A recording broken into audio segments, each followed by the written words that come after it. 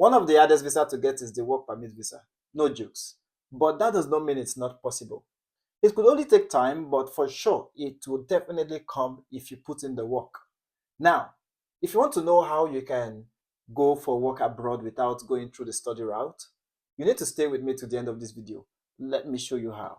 Wagwan guys, welcome back to my channel. My name is Kingsley Okorie, and to the lovely family we have here, you already know, you know how we do it. I hope you came with your pen and your paper to jot down information in this new episode of if you want to travel abroad without studies, you want to get a job offer, definitely this video is for you. And if you're just tuning into our channels, I want to say a very big welcome to you into this big family.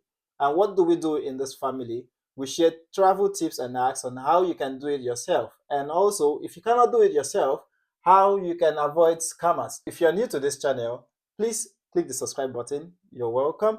And also share our videos, like our videos to your friends and family, because I believe that information is power. And the way you're seeking information, your family and friends, close relations are also seeking for information. So this information you've seen today, do not hold it back. Share with your family and friends. Let them also get an insight on these informations that we share on this platform to achieve their goals. So if you have a comment as well, you can always leave it in the comment section and I will do my best to answer them. All right, I know a lot of people that I have actually come in contact with, both on social media and in person. Most of my friends and also close relations, what they always ask is, how can I go abroad without studies? I am too old now, or I think I cannot cope. I cannot cope anymore with studies. I just want to go and work.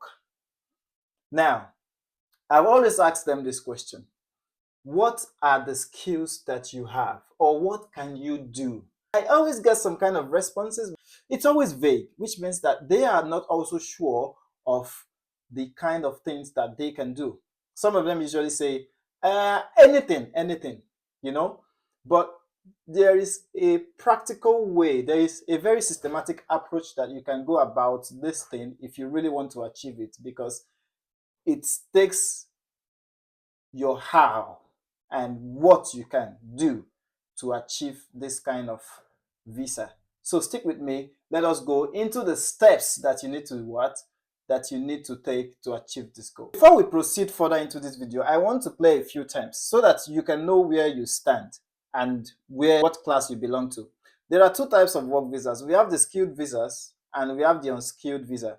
The skilled visa has to do with if you are into the professional field. Let's say you are into IT, you are into health or other professions that you actually went into a recognized institution and you did your own part of training and you got what certificate. So that is if you're into maybe IT, programming, web development. And if you're into health, let's say you are a medical doctor, you are a dentist, those ones are under the skilled workers. All right. Now, the other part of the work visa is the unskilled visa. Are you following? Is the unskilled visa. So now with this unskilled visa, the type of jobs that fall under this unskilled visa is if you are an electrician, if you are a plumber, if you are a tailor, if you are a factory worker, let's say an industrial worker, it's also under unskilled visa. Now, these skills that I mentioned falls under unskilled visas. So it's how you can polish these skills and make them see your point of view that these skills you have is also a very good skill. That is what we want to do in this video. All right. So now the first thing you want to do is to polish your skills as an unskilled person. How do you do that? Let's take, for example, now you are a mechanic or you are a tailor. You fall under unskilled visas. But to be honest, like I mentioned earlier, you're a skilled visa and you need to polish the skills. How do you polish the skills? The first thing you want to do is to get certified. How do you get certified? Now, you actually learned this skill from a person. Let's say you learned this skill from an informal organization. That is, you went to a boss, someone that is very good at this job, and you did the apprenticeship for a period of time, and then the confirms that now you are good with this job or you are good with this skill and you can now do it on your own. And you've been doing it over time. You see that you're good with this thing. It's now a skill. Now, what you want to do is, if it is possible, to go back to where you learned this stuff and inquire if you can get a certificate. Go and inquire if you can get a certificate. This can also be applied if you are an industrial worker. Let's take, for example, you work in a factory for years. You're very good with machine. In fact, you're one of their best personnel when it comes to operating machines. It's a very, very important skill that you have. And I'm about to tell you what you need to do. What you need to do is go to your manager. I believe that is your first point of contact, or your supervisor. Let them know that you'd like to get a document of recognition or attestation to this work you're doing, if just like a certificate. All right, because the thing why I said this is, let's take for example marriage.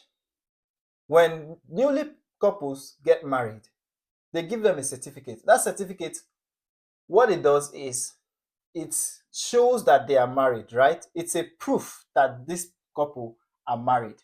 Now, wherever they go with that marriage certificate, for sure, you cannot say that these people are single. It shows that they are married. Also, in a formal institution, when you go to, let's say, whatever, primary school, secondary school, university, when you finish a degree, they give you a certificate. This certificate confirms that you have this knowledge. All right?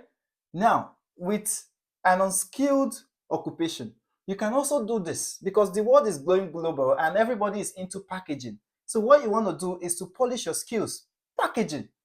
That is the first thing you want to do. You want to gather as much paperwork as possible that you can relate with your skill. So if you're working in a factory, you can go and get a certificate of training that, yes, you confirm that they confirm that you are an expert in this. Some company may be selfish, or they know the importance of giving you that document and may not want to give you. But if they don't, find a way, or if you can actually have other means of acquiring that attestation or certification, try to get it, because it confirms your skills. All right? Now, the reason why I said you should polish your skills and get certified is, I was making a research about work visa applications, and I realized that for US alone, thousands of applications come in yearly. All right, for work visa application. And these applications are not entirely reviewed before the end of the year, which means they have a lot of backlogs for work permit applications. That is, if you for work visa applications, they have a lot of backlogs for it. In the skilled visas, that is, if you're a doctor, IT, or whatever, there is also a long queue there, but it is not much compared to the unskilled visa. That is those that want to come and work seasonal work, or for agriculture, picking fruits, or they want to come and take care of old people, or they want to come and work in the restaurant or hotel. The queue of application is massive compared to the skilled jobs. That is because a lot of people have skills, but they are unskilled, all right? And it made this queue very long. That's for US alone. And it got me thinking, if there is this number of queue in this field of application, how can you stand out? How can you beat this queue to bring your application forward and to make you different from others? And that is where this idea of polishing your skills actually, came about. That if you as a person is able to prove to an employer far away that you possess these skills and you show, this evidence, it is a plus. It is a plus. It's not guaranteed. This is an extra effort to put you ahead of your applications. Because trust me, when it comes to work visas, an employer has to prove to the government that the position that they are looking to hire someone outside of the country, they can't find someone in the country to do it. An employer has to prove to the government, and they have to prove to this government as well that for unskilled jobs, these jobs that they are looking for people to come and do it outside of the country, that the people in the country are not ready or are not willing to take these jobs. So for you applying outside, you need to be ready because the competition alone is there and you need to stand out in this competition. So that is why I said you need to get a way to get yourself certified.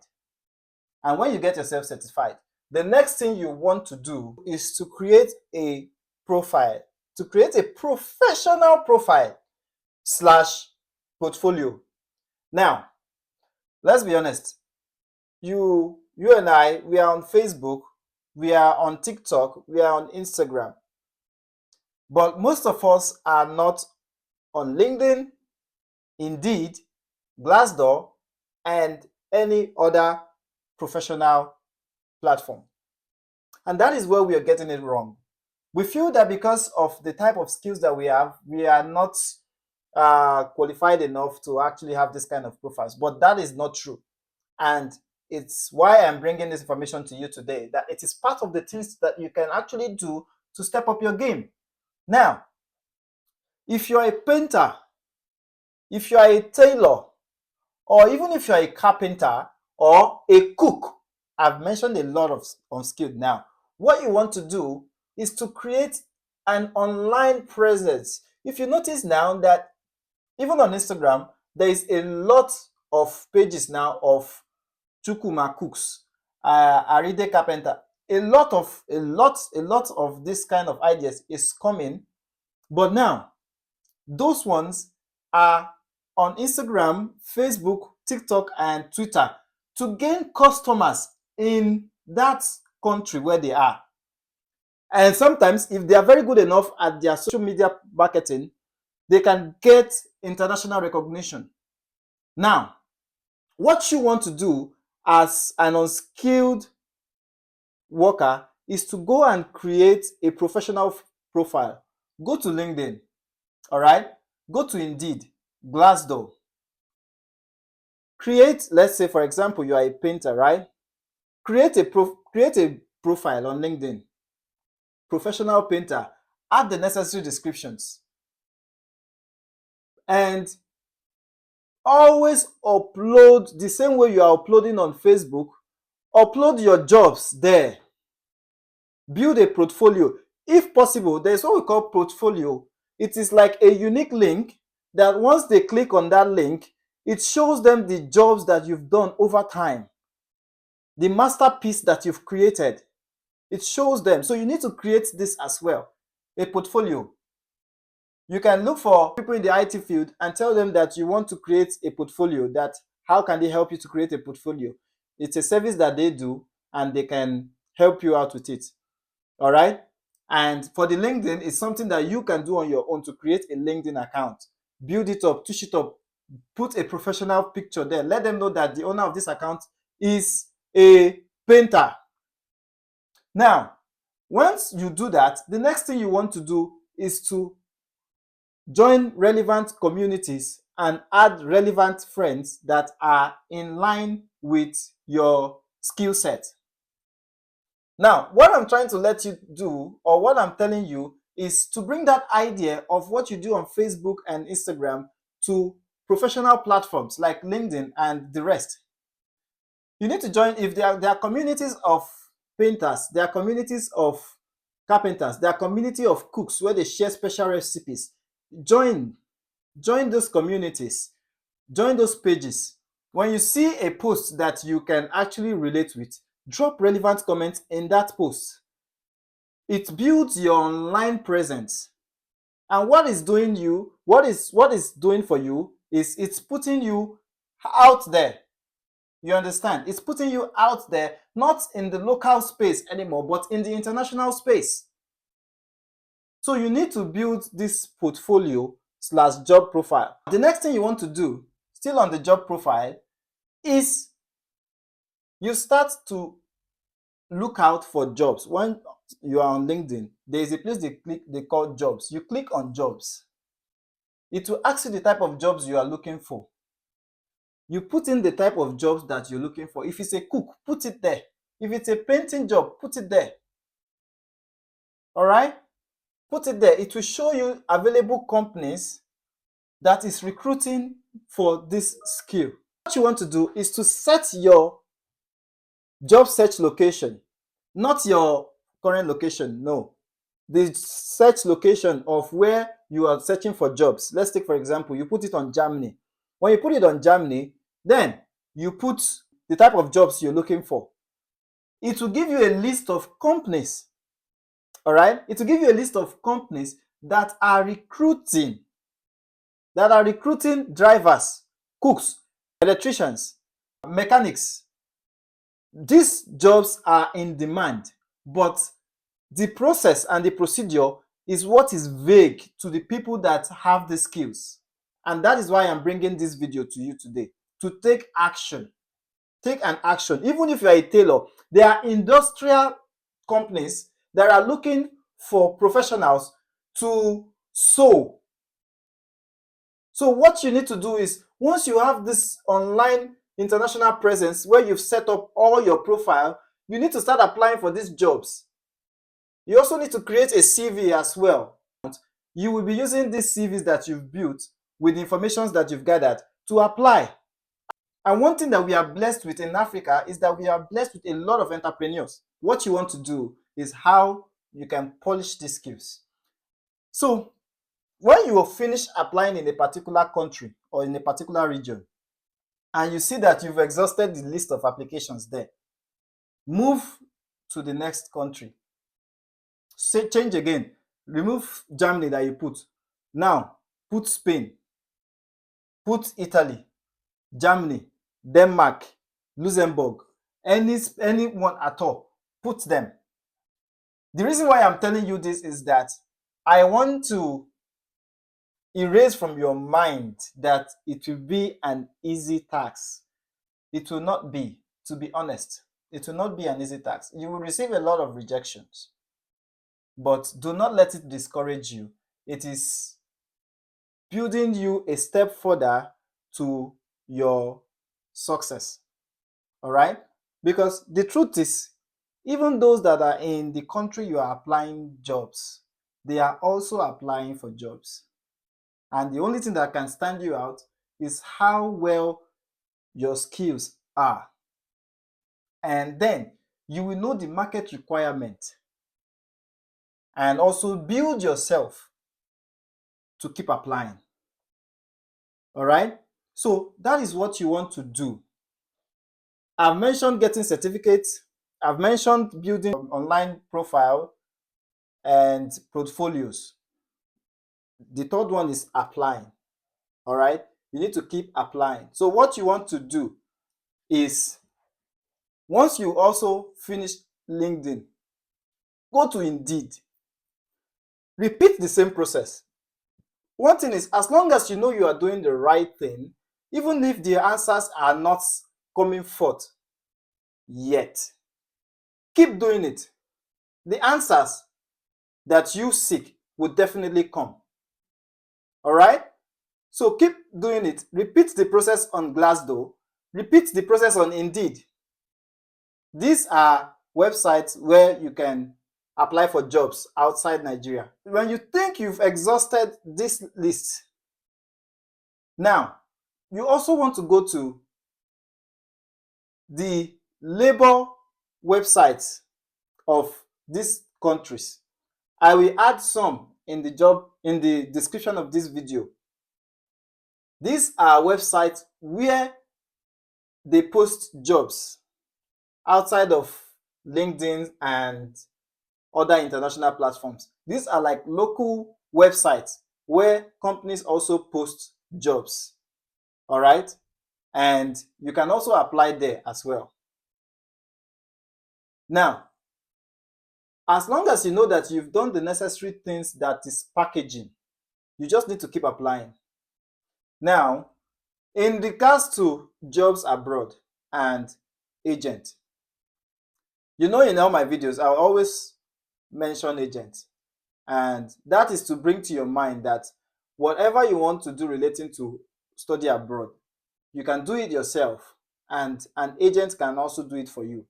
But when you want to employ the help of an agent, you need to make sure that you know what the agent is doing. I always mention this in my video, that know what your agent is doing, because in the end, the consequences of what your agent did is on you and not on the agent. So some companies usually reach out to agents that they need maybe 50 truck drivers, or they need 100 fruit pickers. Now, they will now go out to source for these workers. So that way, it's very easy for them to say, hey, we have 50 positions, apply now.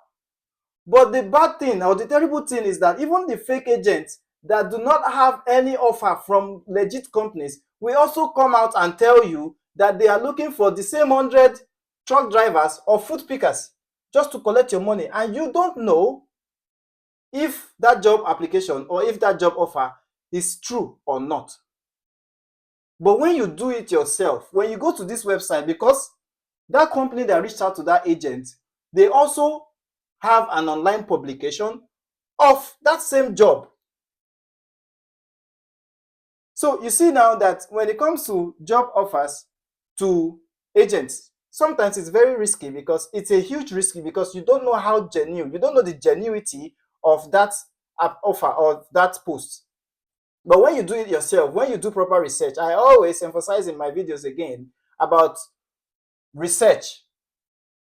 And this, because these informations are available online, it's not that these agents are going to the country to have a one-on-one conversation with these companies to get this information. It's all online. You just need to sit and do your proper due diligence. You understand? Because in the end, it's your money, your sweat, your loss. So you need to have proper research skills. And if you want to employ an agent to do it for you, you need to shine your eyes. You need to shine your eyes and ask necessary questions. Whatever is not clear, or if you think that this agent said A today, tomorrow the agent is saying Z, tell the agent, yesterday you said A, I'm thinking today I should hear B. Why are you saying Z? It is too far. These informations are not matching. Clear me. Ask agents questions. Ask them questions, because it is your money, like I mentioned. So these job offers can also be given to you by agents, but it's a risk. You need to verify the legitimacy of that agent. Now, the last thing that you want to do is learn another language. Learn another language. It is very important that you need to understand that the world does not end where you are. And if you are seeking for opportunities outside of where you are, you need to start learning 18 or 2 about your country of interest. So pick a new language today. You can go to Duolingo. They have a free package there to learn basics. All right. One thing I know about Germany is that they have a lot of offers when it comes to visa packages. But one of their major criteria is knowledge of their language. You need to know how to speak German. Go to Duolingo. All right. They have free packages, and there are other websites where you can learn languages. You can even learn language with ChatGPT. Yes, you can learn language with ChatGPT. It depends on how you put the prompt. You can learn the basics from there. The basics. From there, it depends on how you use your prompt. So why this is good is it gives you a step ahead, because I also know in Luxembourg, one of the criteria when you are applying for job is French. Yeah, French. Belgium, the same thing, French. So, like I mentioned, learning a new language is very important when you are seeking for opportunities outside of your current location. It gives an idea that you are fully into what you're doing and have a high interest in that country. So, pick a new language today. It's also good for you. It's very interesting when you are bilingual. Some people, it's a hobby for them. Like, they like learning new languages.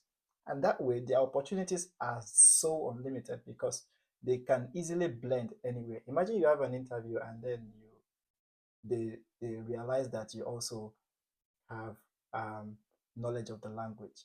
It gives you a step ahead, you know. So pick a language today and learn.